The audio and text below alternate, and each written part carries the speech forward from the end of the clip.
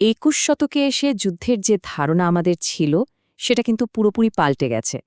একসময় যুদ্ধ মানেই আমরা বুঝতাম স্থল, জল বা আকাশের অস্ত্রের লড়াই। কিন্তু এখন আমরা এমন এক নতুন রণক্ষেত্রের মুখোমুখি, যার নাম সাইবার স্পেস। চলুন এই ডিজিটাল ফ্রন্টিয়ার আর যুদ্ধের এই নতুন চেহারাটাকে আরেকটু কাছ থেকে দেখা যাক। পার্থক্যটা তো একেবারে দিনের আলোর মতো পরিষ্কার, তাই না? আগে যুদ্ধ হতো জমি দখলের জন্য, অস্ত্র ছিল ট্যাঙ্ক, যুদ্ধবিমান, জাহাজ। আর এখনকার যুদ্ধটা হচ্ছে ডিজিটাল দুনিয়ায়। এখানে মূল লক্ষ্য হল একটা দেশের সবথেকে জরুরি সিস্টেমগুলো, যেমন ধরুন পাওয়ার গ্রিড বা ব্যাংকিং সিস্টেম, সেগুলোকে থামিয়ে দেয়া। আর এখানের অস্ত্র ম্যালওয়্যার, ডেটা প্যাকেট, মানে এমন জিনিস যা চোখেও দেখা যায় না। এখন কিন্তু মিলিটারি স্ট্র্যাটেজিস্টরা এই সাইবার স্পেসকে যুদ্ধের পঞ্চম ডোমেন হিসেবে দেখছেন। মানে স্থল, জল, আকাশ আর মহাকাশের পরেই এখন এই ডিজিটাল দুনিয়াটাই দেশগুলোর সার্বভৌমত্ব আর নিরাপত্তার জন্য সবচেয়ে বড় একটা চ্যালেঞ্জ হয়ে দাঁড়িয়েছে। আর এটাই কিন্তু সবচেয়ে বড় পরিবর্তনটা এনেছে। যুদ্ধের মূল কৌশলটাই বদলে গেছে। এখনকার লক্ষ্য প্রতিপক্ষকে ধীরে ধীরে ক্ষয় করা নয়, বরং লক্ষ্য হল কয়েক লাইনের একটা কোড দিয়ে একটা দেশের পুরো সিস্টেমকে এক মুহূর্তে অচল করে দেওয়া। এটাকে বলে ডিসরাপশন। অ্যাট্রিশন নয়, ডিসরাপশন। তো প্রশ্ন আসতেই পারে, এই নতুন যুদ্ধক্ষেত্রের নিয়মকানুনগুলো কি? সত্যি বলতে কি, ব্যাপারটা হলো এখানকার নিয়মকানুনগুলো খুবই ধোঁয়াশাপূর্ণ, প্রায় কিছুই ঠিকঠাকভাবে বলা নেই। চলুন দেখি কিভাবে এই যুদ্ধটা চলে। এই ধরনের সংঘাতকে প্রায়ই বলা হয় গ্রে জোন অপারেশনস। মানে এখানে যুদ্ধ আর শান্তির মধ্যে যে একটা লাইন টানা ছিল, সেটা প্রায় মুছেই যায়। কোনো রকম আনুষ্ঠানিক ঘোষণা ছাড়াই সংঘাত চলতেই থাকে, যা কোনো আন্তর্জাতিক আইনের মধ্যেই পড়ে না। এটা আসলে একটা থামে না এমন অদৃশ্য লড়াই। আর এর থেকেই একটা অদ্ভুত সংকট তৈরি হয়েছে আন্তর্জাতিক সম্পর্ক বিশেষজ্ঞরা যাকে বলছেন সাইবার সিকিউরিটি ডিলেমা। ধরুন একটা দেশ নিজের সুরক্ষার জন্য সাইবার সিকিউরিটি বাড়ালো। এখন তার প্রতিপক্ষ দেশটা ভাববে ওরা নিশ্চয়ই আমাদের আক্রমণ করার জন্য প্রস্তুতি নিচ্ছে। এর ফল কি? দুই পক্ষের মধ্যেই অবিশ্বাস বাড়তে থাকে আর শুরু হয়ে যায় একটা অদৃশ্য অস্ত্র প্রতিযোগিতা। পরিস্থিতিটা এমন এক জটিল রূপ নেয় যেখানে সবার আত্মরক্ষার চেষ্টাই একে অপরের জন্য হুমকি হয়ে দাঁড়ায়। এই ডিজিটাল যুদ্ধক্ষেত্রকে আরও জটিল আর ভয়ঙ্কর করে তুলছে কিছু নতুন প্রযুক্তি, যা পুরো খেলার নিয়মই বদলে দিচ্ছে। চলুন দেখি কি কি জিনিস এই ডিজিটাল যুদ্ধকে আরও সাংঘাতিক করে তুলছে। এর মধ্যে সবচেয়ে বড় ভূমিকা অবশ্যই আর্টিফিশিয়াল ইন্টেলিজেন্স বা এআই এর।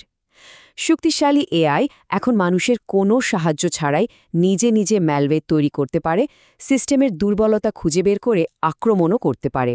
আর তার চেয়েও ভয়ঙ্কর একটা জিনিস আছে, নাম কগনিটিভ ওয়ারফেয়ার, যেখানে ডিপফেকের মতো প্রযুক্তি দিয়ে সমাজে ভুয়া তথ্য ছড়িয়ে মানুষের চিন্তা ভাবনাকে পর্যন্ত প্রভাবিত করা হয়।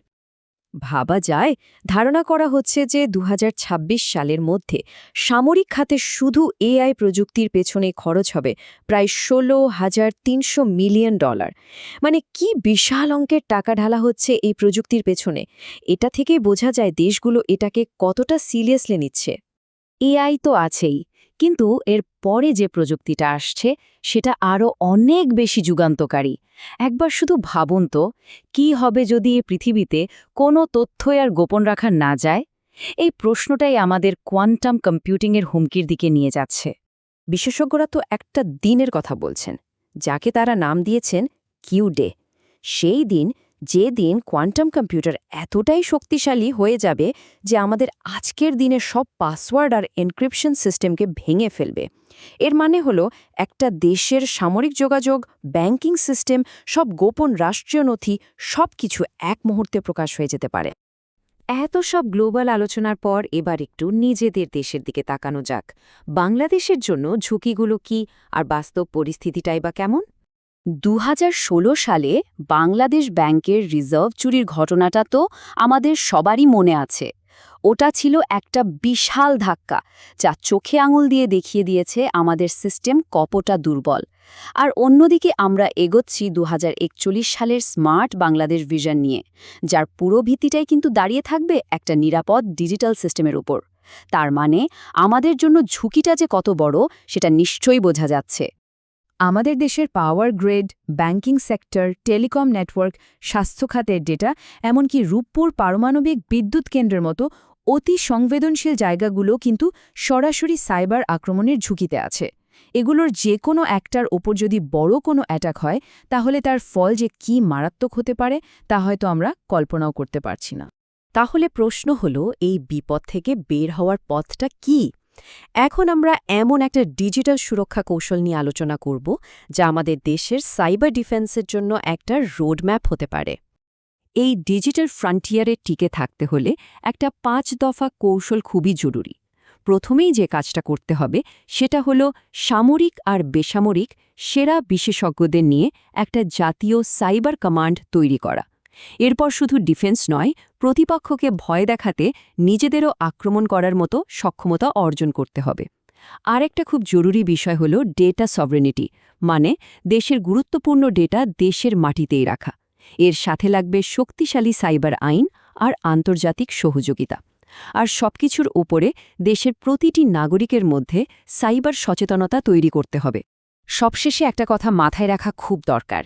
ডিজিটাল ফ্রন্টিয়ারের এই লড়াইটা শুধু মেশিন বা সফটওয়্যারের লড়াই নয়, এটা আসলে মেধা, কৌশল আর প্রস্তুতির লড়াই। কারণ আধুনিক যুদ্ধক্ষেত্রে প্রথম আঘাতটা কোনো বন্দুক বা মিসাইল থেকে নয়, সম্ভবত একটা কিবোর্ড থেকেই আসবে। তাই এখনকার প্রস্তুতিটা হতে হবে অনেক বেশি স্মার্ট আর বহুমুখী।